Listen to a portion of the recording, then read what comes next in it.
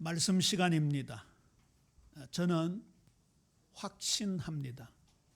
하나님의 말씀 속에 우리 사랑하는 성도님들과 이 종의 모든 문제, 갈등, 염려, 불신앙이 깨끗이 치유되어지는 줄로 믿으시기를 주님의 이름으로 축원합니다. 에스겔서 후반부를 이번 주간에 함께 읽을 텐데요. 가장 중요한 두 환상이 있습니다. 첫 번째가 마른 뼈다귀가 가득 찬 골짜기에서 하나님의 말씀이 대언되어지니까 그 뼈다귀들이 서로 들어맞아 사람이 되었을 뿐만 아니라 극히 큰 하나님의 군대가 되었습니다. 그리고 에스겔서 47장에 보면 성전 동편에서 스며 나온 물이 큰 강을 이루어 광야 사막을 살리고 죽은 사해바다까지 살리고 저 먼 대해 지중해까지 살리는 놀라운 환상입니다. 둘 다 너무너무 중요한 환상이라 어느 걸 선택할까 하다가 두 말씀을 전념하며 읽는 가운데 그냥 자연스럽게 영적으로 연결되어지더라고요. 그래서 오늘은 두 환상을 가지고 말씀을 나누는데 제목을 이렇게 잡았습니다. 죽음의 골짜기에서 피어나는 생명입니다. 우리 사랑하는 성도님들 삶이 죽음처럼 막막하고 앞날이 보이지 않는 경험 때문에 자기 자신이 에스겔이 본 마른 뼈다귀 같은 그런 마음으로 느껴질 때가 있었을 것입니다. 아무리 애를 쓰고 애써도 상황은 나아지지 않고 내 힘으로 도저히 살아갈 소망이 보이지 않을 때 오늘 우리가 에스겔이 보았던 그 죽음의 골짜기에 서 있는 듯 할 겁니다. 그런데 하나님은 거기에서 말씀하십니다. 우리 눈에는 절망처럼 보이는 그곳에서 나는 일하고 있다. 나는 역사하고 있다. 오늘 에스겔 말씀을 통해서 우리 사랑하는 성도님들 인생에 생기의 말씀이 불어넣어지게 되고 고통의 땅에 생명의 강수가 흘려보내지는 하나님의 놀라운 능력을 체험하는 귀한 축복의 시간 되어지게 되기를 주님의 이름으로 축원합니다. 왜 그렇습니까? 역사의 주인은 하나님이십니다. 이때 당시 유다와 이스라엘을 침공하고 그들을 포로로 잡아갔던 바벨론은 느부갓네살이라는 엄청난 황제가 세계를 호령하던 시대였습니다. 그는 한 시대를 풍미했지만 결국은 한순간이었습니다. 우리가 다음 주에 함께 읽을 성경이 다니엘서입니다. 그런데 다니엘서 2장에 보면 그 화려했던 느부갓네살도 한순간에 무너지는 장면을 볼 수 있어요. 이 세상에 여러 제후들이 일어나고 여러 황제들이 일어나고 여러 영웅들 장군들이 일어났지만 지금 역사 속에 다 사라졌습니다. 떵떵거리는 모든 나라들도 결국은 역사의 뒤안길로 사라질 것입니다. 그러나 하나님은 영원토록 만왕의 왕 만주의 주로 이 세상을 다스리시고 우리를 다스리신 줄로 믿습니까? 그 영광을 바라보는 겁니다. 지난 주간에는 그 말씀 드렸죠. 절망의 땅에 임하시는 하나님의 영광. 그 영광이 모든 것을 압도하는 겁니다. 왜 그 영광을 포로된 이스라엘 백성들에게 보여주셨습니까? 왜 절망하고 있는 에스겔에게 계속 하나님의 영광의 환상을 보여주셨습니까?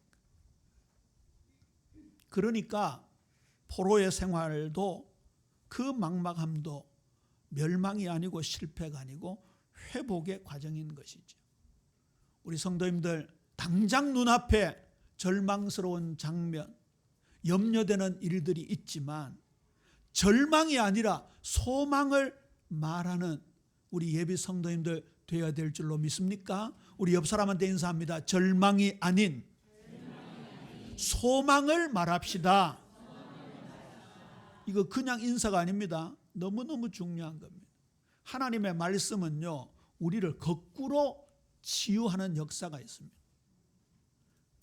그냥 고백하고 어떤 의미에서 의무적으로 말하는데, 말씀의 능력은 우리의 근본을 치유하는 능력을 가지고 있습니다. 자, 에스겔서 환상을 설명하시는 장면을 보았습니다만 1장으로 돌아갑니다. 에스겔이 하나님께서 보여주시는 환상을 보았습니다. 골짜기에 마른 뼈가, 그것도 심히 마른 뼈가 잔뜩 있는 그런 골짜기였습니다. 완전히 죽어버린 이스라엘의 처절한 모습을 보여주고 있지요. 왜 그렇게 되었습니까? 에스겔과 동시대를 살았던 예레미야 선지자, 우리가 지지난주에 함께 나누었습니다만, 예레미야 17장 13절에 보면 이렇게 기록되어 있습니다. 이스라엘의 소망이신 여호와여, 무릇 주를 버리는 자는 다 수치를 당할 것이야. 무릇 여호와를 떠나는 자는 흙에 기록되오리니 이는 생수의 근원이신 여호와를 버림이니이다. 하나님을 떠나면, 하나님을 버리면, 하나님의 말씀을 멸시하면 그들은 살아남을 수가 없다, 그 말입니다. 무릇 여호와를 떠나는 자는 흙에 기록되오리니, 이 흙이라는 단어는 원래 히브리어 뜻이 먼지, 티끌입니다. 여러분, 흙이나 티끌에 이름을 새기면 어떻게 됩니까? 바람 불면 사라져 버립니다. 예수님은 복음을 전하고 돌아온 제자들이, 예수님, 우리가 복음을 전했더니 귀신들이 떠나갑디다 자랑을 했습니다. 그때 예수님은 이렇게 말씀하십니다. 그러나 귀신들이 너에게 항복하는 것으로 기뻐하지 말고 너희 이름이 하늘에 기록된 것으로 기뻐하라. 우리 예빈 모든 성도님들의 이름은 변치 않는 하늘 생명책에 기록되어야 될 줄로 믿습니까? 그렇게 기록되어야 그것이 사라지지 않습니다. 이스라엘 백성들이 하나님의 임재가 상징되어지는 성전, 어떤 면에서 모든 이방인들과 구별되는 성전에 자부심을 가지고 있었고 자랑을 하고 있었습니다. 그런데 그 성전이 무너졌습니다. 다윗 왕조가 영원히 지속될 것 같았지만 그 다윗 왕조도 무너지고 말았습니다. 예루살렘 성벽은 보호를 상징하는데 그 성벽조차도 불살라지고 헐게 되었습니다. 왜 그렇게 되었습니까? 결국은요, 말씀을 버리고 악을 행했기 때문에 그렇습니다. 우리가 지난주에 그 말씀 함께 나누었지요. 요한계시록 1장 3절. 말씀은 어떻게 하는 거라고요? 읽어야 됩니다. 말씀은 들어야 됩니다. 말씀은 지켜야 합니다. 이 예언의 말씀을 읽는 자와 듣는 자들과 그 가운데 기록한 것을 지키는 자들은 복이 있나니, 그것이 하나님의 말씀을 대하는 하나님의 사람들의 태도입니다. 그런데 에스겔서 5장 6절에 보니까 그가 내 규례를 거슬러서 이방인보다 악을 더 행하며, 하나님의 말씀을 버리면요 반대편으로 갈 수밖에 없습니다. 내 율례도 그리함이 그를 둘러있는 나라들보다 더하니 이는 그들이 내 규례를 버리고 내 율례를 행하지 아니하였습니다. 하나님의 백성들이 세상의 사람들보다도, 마귀의 종로로 타는 사람들보다도 더 윤리적으로 도덕적으로 비참한 지경에 떨어졌다. 그러니까 이 마른 뼈다귀의 모습을 하나님이 친히 보여주신 것이죠. 그게 오늘 본문 11절입니다. 또 내게 이르시되 인자야, 이 뼈들은 이스라엘 족속이라.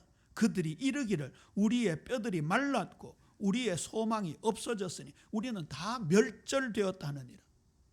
지난 주일 에스겔서에 관한 영상을 보여주었는데 거기에 뼈가 가득한 골짜기의 모습이 이렇게 표현되어 있죠. 이렇게 해골, 우리가 흔히 알고 있는 해골의 모습도 있었고, 이 갈비뼈가 있는 모습도 보여줬는데요. 저는 206개의 뼈가 다 분리됐다고 생각합니다. 여러분, 이게 민족마다 부족마다 약간씩 장례 풍습이 다른데 우리나라는 과거에 대부분 매장을 했고 지금은 매장지가 부족해서 이제 화장을 하지 않습니까?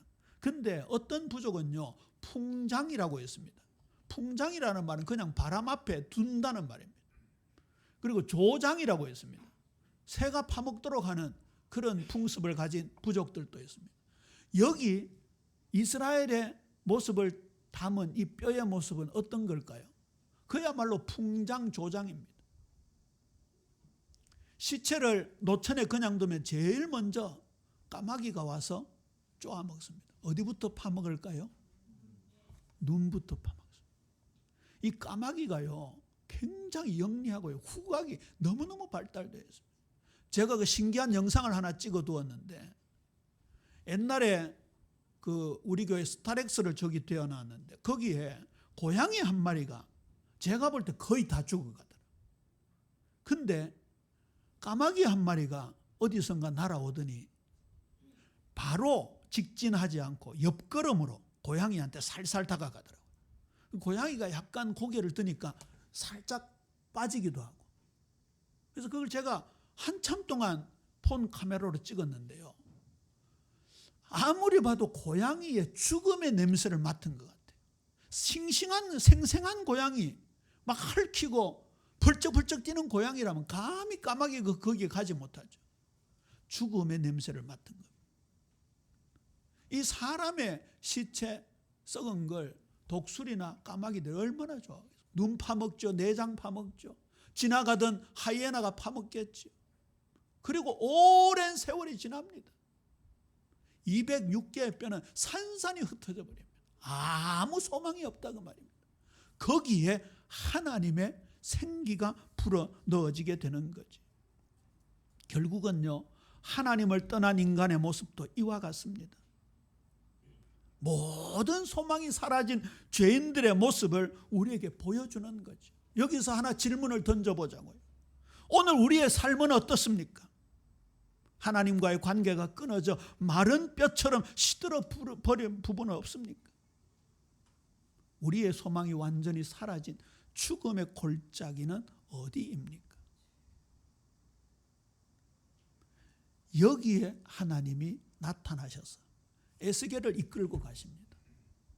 저는요, 37장이 진행되어지는 가운데 36장, 35장을 아무리 거슬러 올라가도 이 이스라엘 백성들이 하나님 앞에 막 회개하고 돌아왔다는 흔적을 잘 찾아볼 수 없겠더라고요.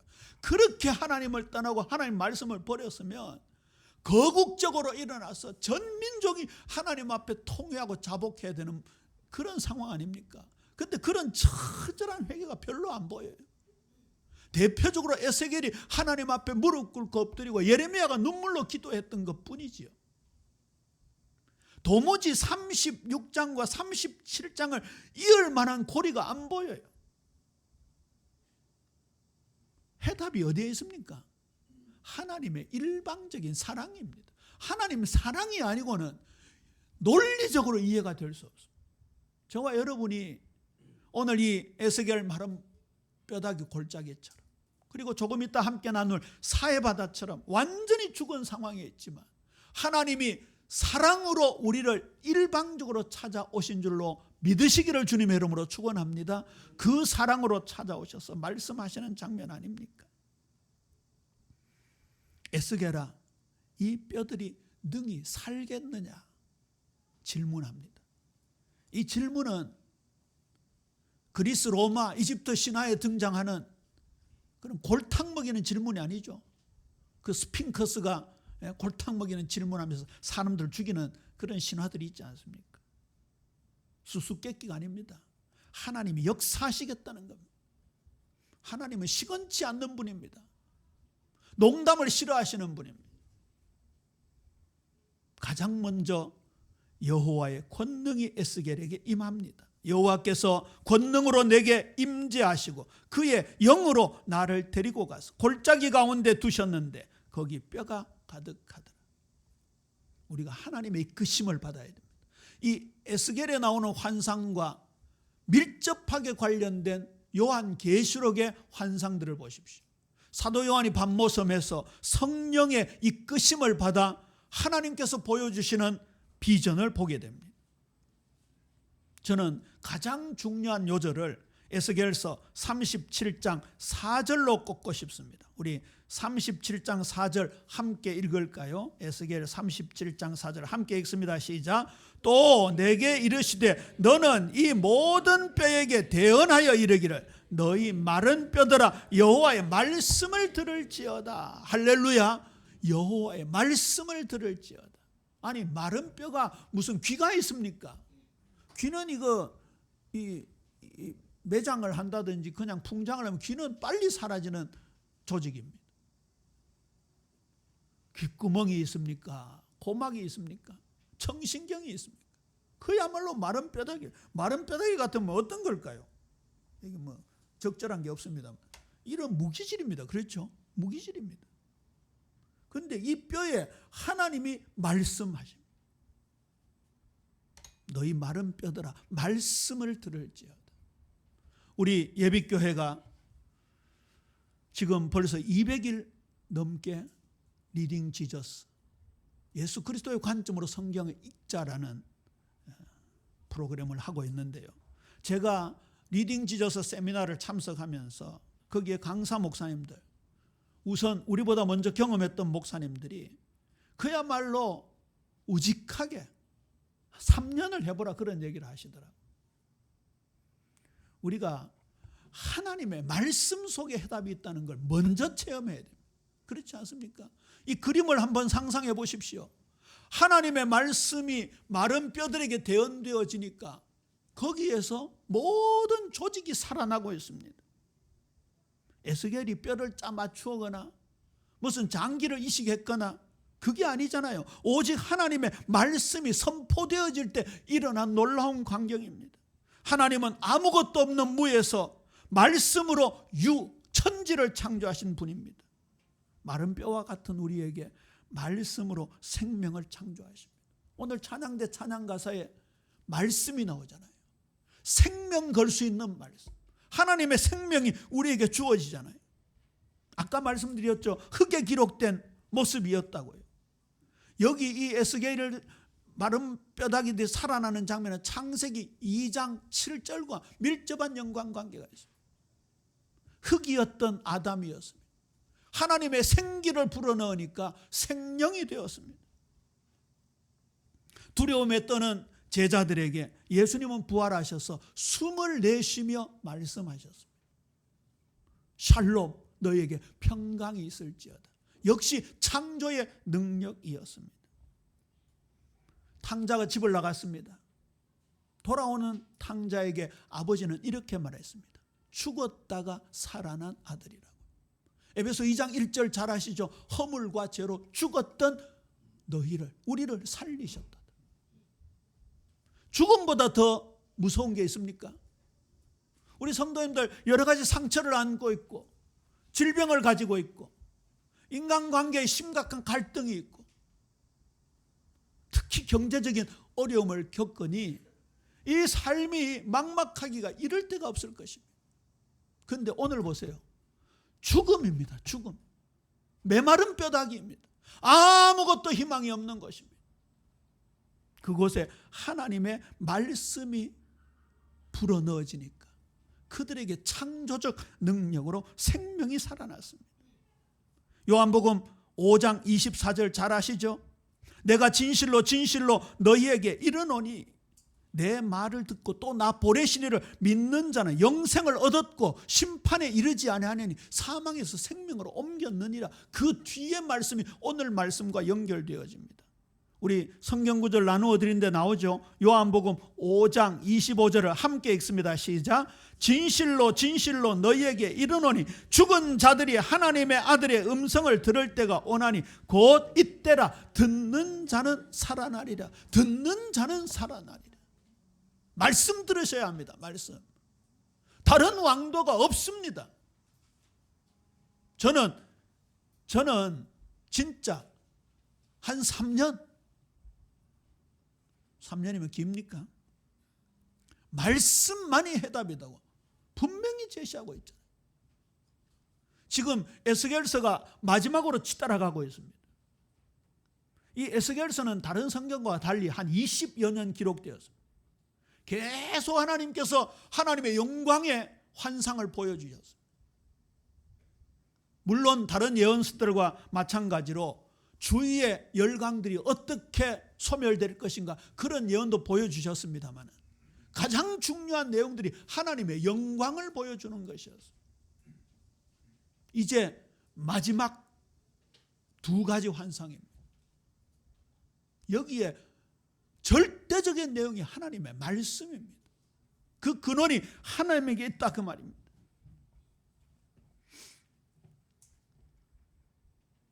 드디어 에스겔서 37장 10절에 보면 그냥 살아나는 정도가 아니라 하나님의 극히 큰 군대가 되어집니다. 이 아무런 소망이 없던 마른 뼈다귀들이 하나님의 말씀이 대언되어지니까 소리가 나더라 이런 표현이 나오죠. 37장 9절 함께 볼까요? 37장 9절.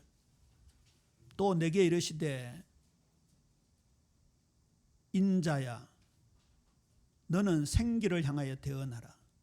생기에게 대언하여 9절 7절이네요. 7절. 7절 보세요. 이에 내가 명령을 따라 대언하니 대언할 때에 소리가 나고 움직이며 이 뼈 저 뼈가 들어맞아 뼈들이 서로 연결되더라. 뼈가요 한 사람의 뼈가 고스란히 그곳에 있는 게 아니고 여러 곳에 흩어져 있었을 것입니다. 짐승들이 막 해죽고 다니고 여기 물고 가고 저기 물고 가고 그랬을 거 아니에요.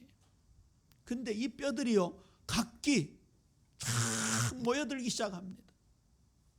성경에 자세히 나와 있지는 않지만 상상해 보기를 아마 머리가 중요하니까 머리 뼈들이 막 맞춰졌을 거예요. 이 목뼈, 경추가 맞춰지고 척추가 맞춰지고 갈비뼈가 막 이어지고 나중에 손가락, 발가락 뼈 다 맞아질 겁니다.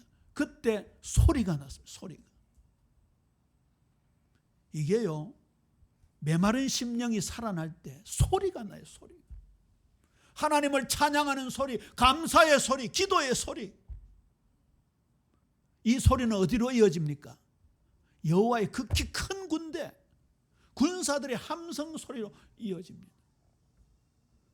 개개인도 우리 가정도 예비교회도 하나님의 극히 큰 군대의 함성 소리로 이어지는 축복이 있게 되기를 주님의 이름으로 축원합니다. 하나님의 대언의 말씀이 이런 놀라운 능력을 이루게 되는 거지. 죽은 자가 살아나는 것을 넘어서 하나님의 뜻을 이루는 군대가 되었습니다. 우리가 절망의 자리에서 부활의 예수님을 만나게 되면 이 세상 속에서 하나님의 살아계심을 증언하는 영적 군사로 다시 태어나는 겁니다. 오늘 나오는 말씀 중에 의미 있는 말씀이요 13절입니다. 내 백성들아 내가 너희 무덤을 열고 너희로 거기에서 나오게 한즉 너희는 내가 여호와인 줄 알리라. 이게 앞으로 이어지는 성전 환상으로 가게 되어지면 열방으로 이어진다고 말씀하고 있습니다. 중간 결론입니다. 오직 말씀입니다. 종교개혁의 첫 구호가 솔라 스크립투라 오직 말씀이었습니다.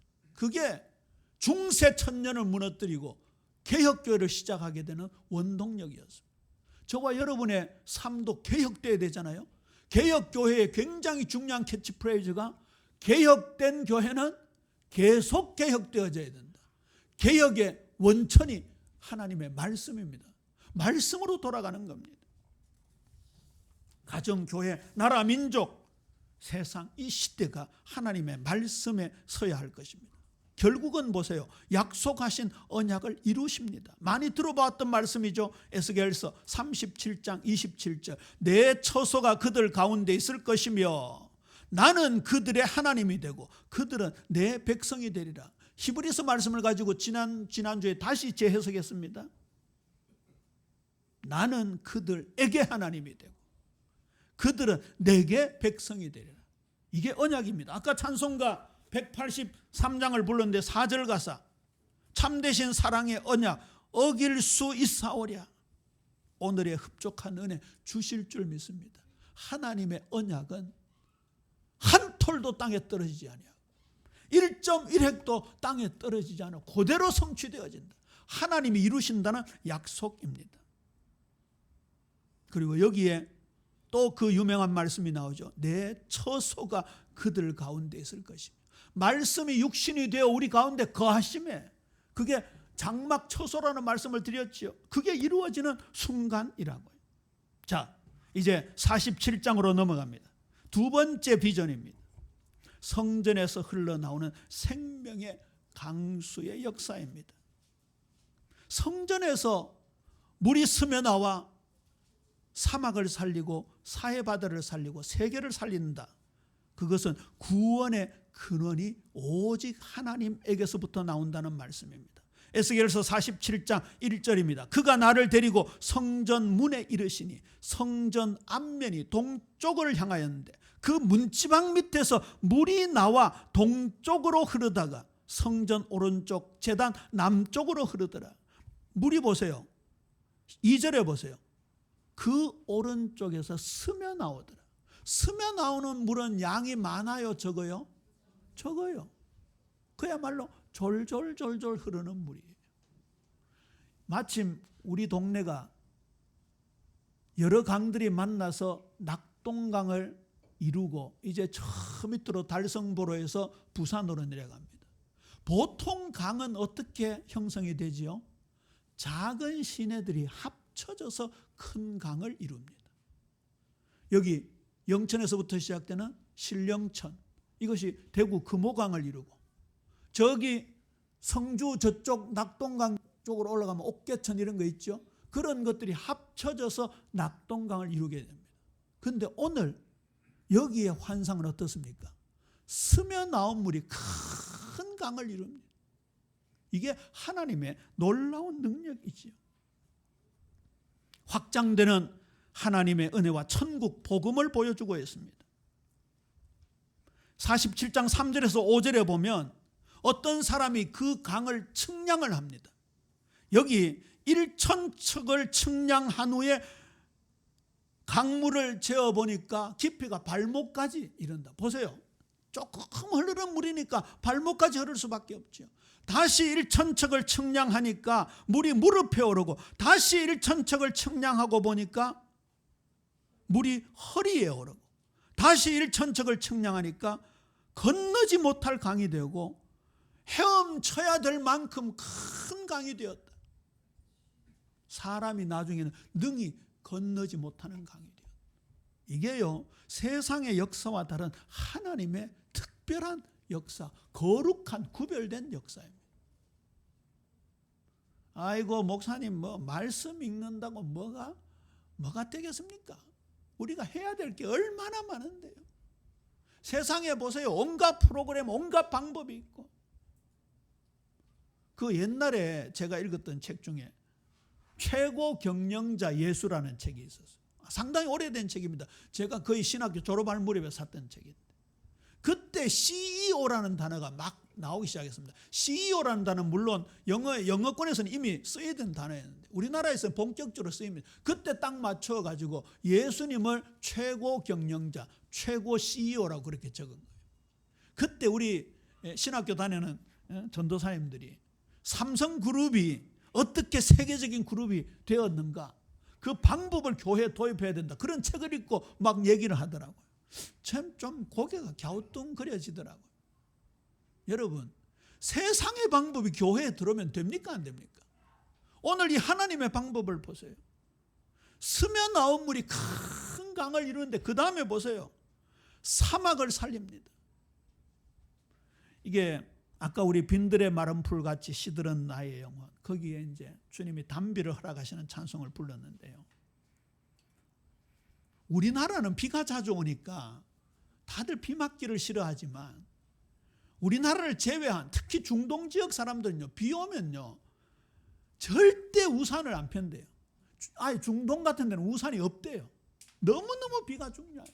이 사막에 막 콸콸 강이 지금 흐른다고 생각해 보세요. 그냥 흐르는 게 아니라 광좌우에 과실나무가 세워지고 푸른 풀들이 자라나고 거기에 약재료가 되는 그런 잎사귀들이 나온다고. 강물이 닿는 모든 것이 살아나서 나중에는 어디를 살립니까? 사해 바다를 살립니다. 우리 에스겔서 47장 12절을 함께 읽을까요? 시작. 강 좌우 가에는 각종 먹을 과실나무가 자라서 그 잎이 시들지 아니하며 열매가 끊이지 아니하고 달마다 새 열매를 맺으니 그 물이 성소를 통하여 나옴이라. 그 열매는 먹을 만하고 그 잎사귀는 약재료가 되리라. 여기 약재료가 되리라는 것이 여호와 라파, 치료하시는 하나님 그 단어와 똑같은 단어. 보세요. 이게 단순히 오곡백과를 말하는 겁니까? 사과, 포도, 귤을 말하는 거예요?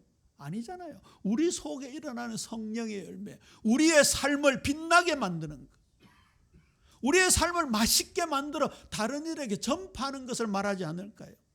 복 있는 사람은 악인들의 꾀를 따르지 아니하고 오만한 자의 자리에 앉지 아니하고 오직 여호와 율법을 즐거워하여 그 율법을 주야로 묵상하는 자로다.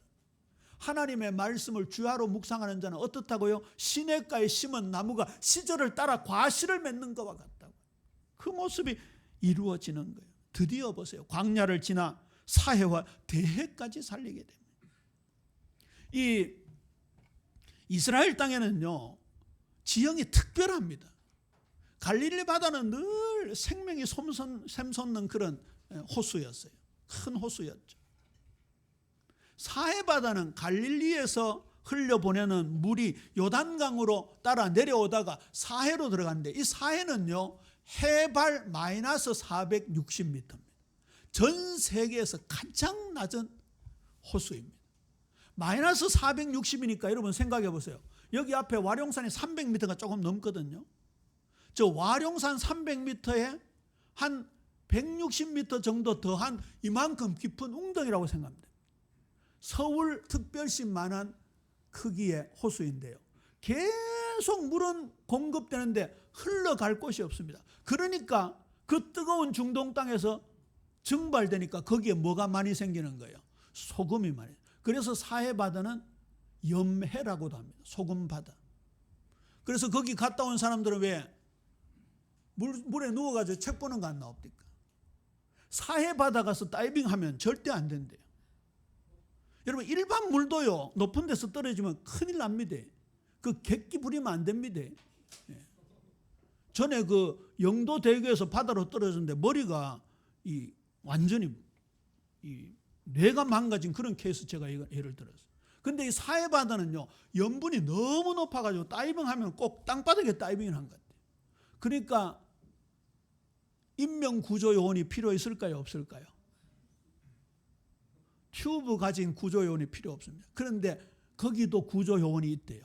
그 구조요원들은 생수를 가지고 다닌대요. 이 물을 잘못 마시거나 눈에 들어가면 큰일 난대요. 너무 염도가 높아가지고요 장기가 상할 수도 있고 심하면 죽을 수도 있어요. 그래서 거기 구조요원들은 생수를 가지고 다니면서 물이 눈에 들어가면 따가우니까 거기에 생수로 씻어준다.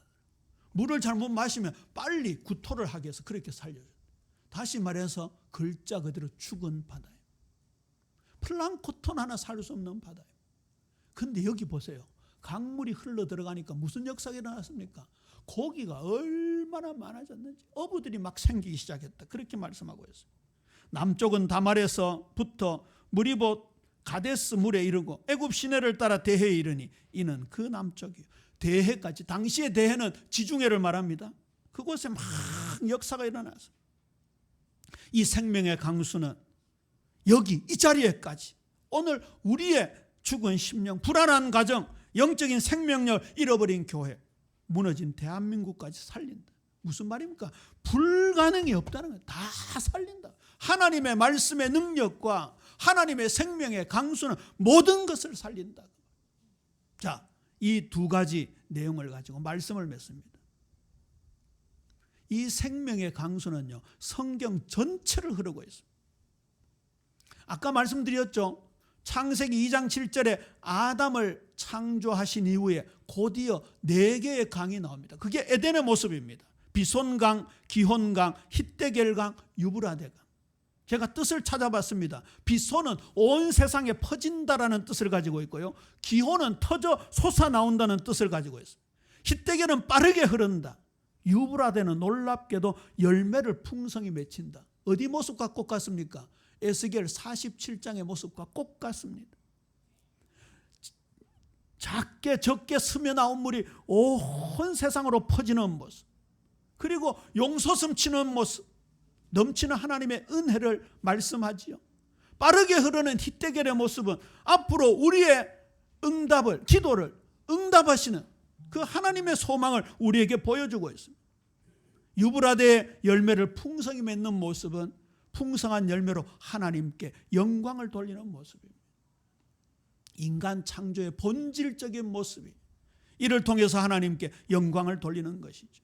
사마리아 여인을 만난 예수님이 이 물을 마시는 자마다 다시 목마르려니와 내가 주는 물을 먹는 자는 영원히 목마르지 아니하리라. 그 말씀을 하시면서 그 여인에게 이어서 예배의 축복을 허락하셨습니다.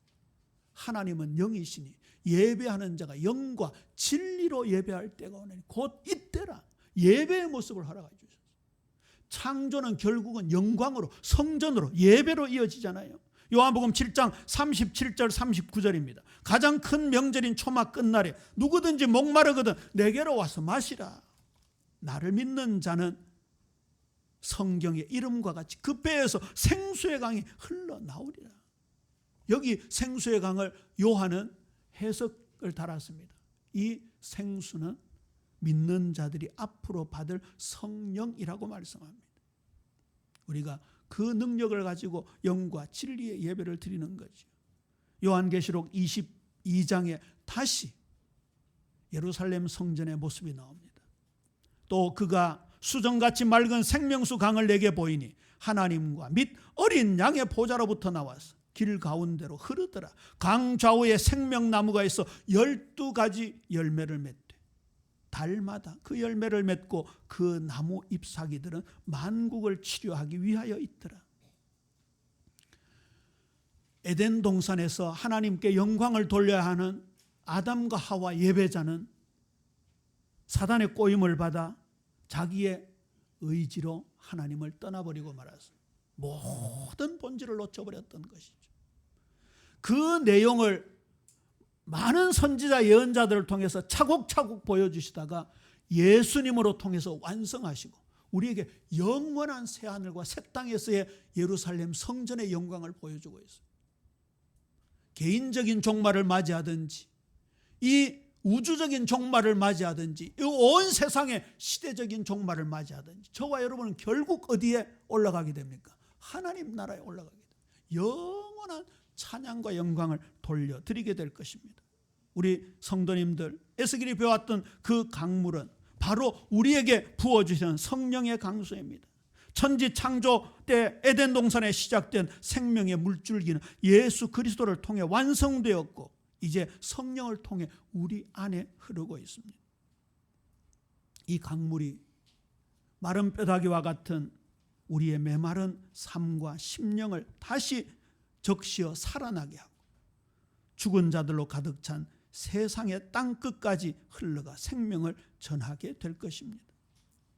저와 여러분의 삶도 이제 생명을 선포하는 하나님의 말씀이 흘러 넘쳐서 나를 살리고 가정을 살리고 내 이웃을 살리고 우리 대한민국을 살리고 넘어 세계를 살리고 오고 오는 시대를 살리는 놀라운 축복으로 이어지고 그 영광 우리 사랑하는 성도들 한 분도 놓치지 않고 받아 누리는 은혜가 있게 되기를 주님의 이름으로 축원합니다. 하나님 아버지 은혜를 감사합니다.